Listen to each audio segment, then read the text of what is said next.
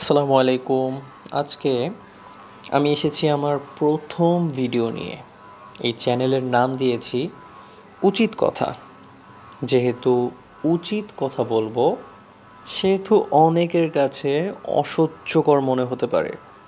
মূলত প্রশ্ন হলো যে কাদের নিয়ে আমি উচিত কথা বলবো?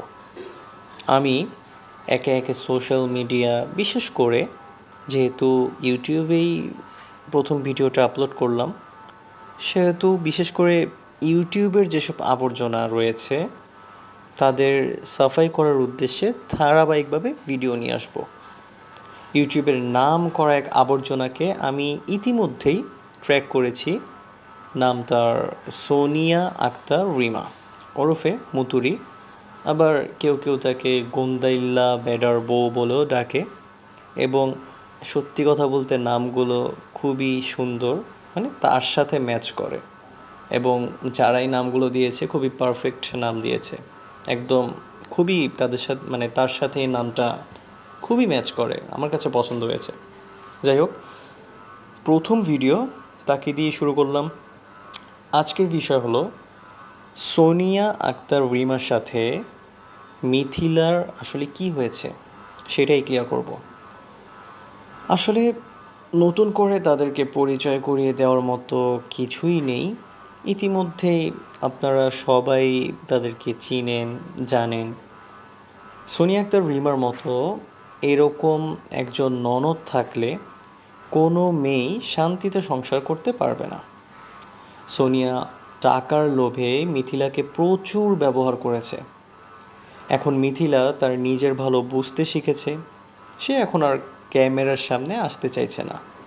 তাই সোনিয়া এখন আগের মতো ডলার পাচ্ছে না, যার কারণে সে মিথিলার বদনাম করে টাকা কামানোর পথ খুঁজছে।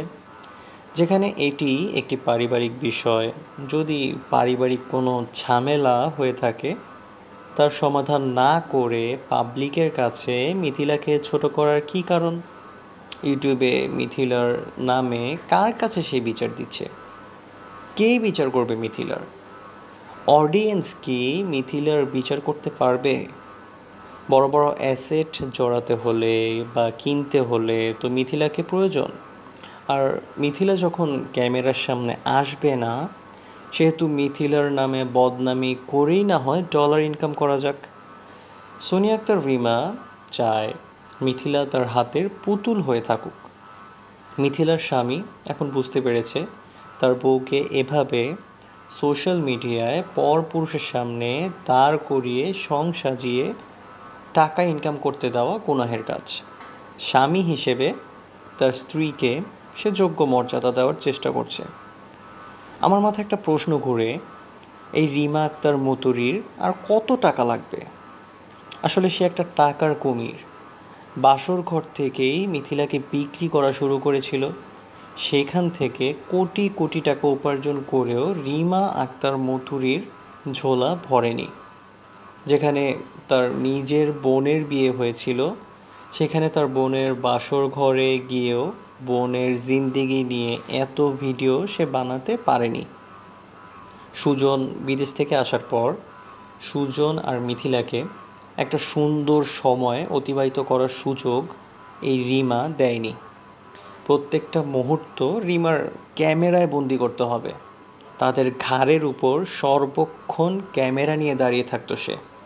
এবং মিথিলার স্বামী বিদেশ যাওয়ার সময় মিথিলার নিজের মতো করে বিদায় পর্যন্ত নিতে পারেনি, কারণ রিমা নিতে দেয়নি। দরজা খোলা রেখে প্রতি মুহূর্ত রিমাকে তো ভিডিও করতে দিতে হবে, তাই না?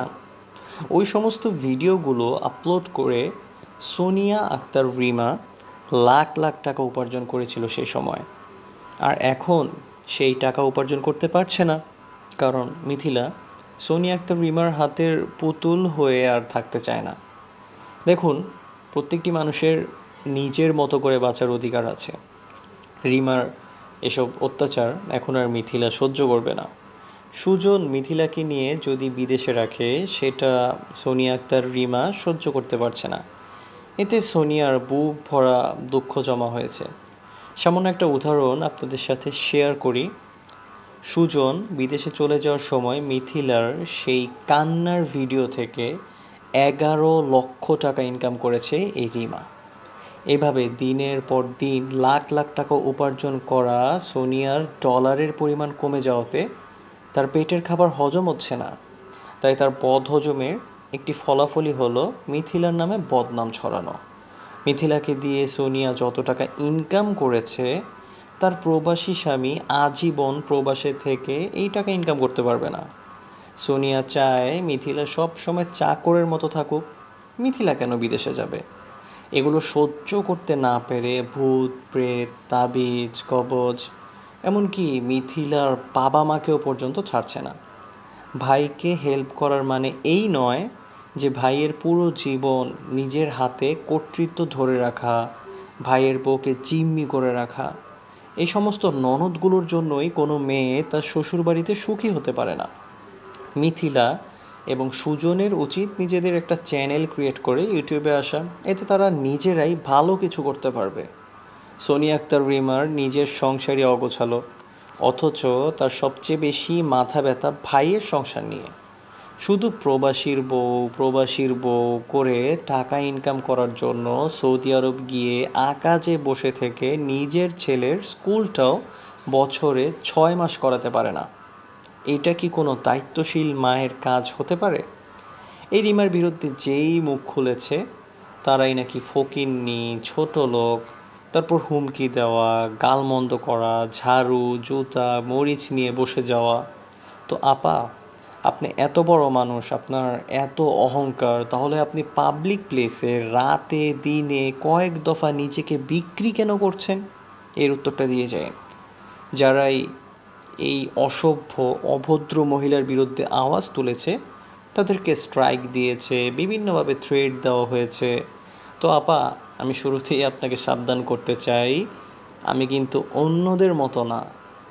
আমি প্রতিদিন আপনার মতো কুখ্যাত মানুষকে গঠনমূলক সাফাই করব। আমাকে থ্রেট দেবার দুঃসাহস দেখাতে এসে লাভ হবে না। যাই হোক, আজ প্রথম ভিডিও। আগামীতে এই নাম করা আবর্জনাকে আরও গভীরভাবে সাফাই করব। ততক্ষণ পর্যন্ত অপেক্ষা করুন, চ্যানেলকে সাবস্ক্রাইব করে পাশে থাকুন, উচিত কথার সাথেই থাকুন। আল্লাহ হাফেজ।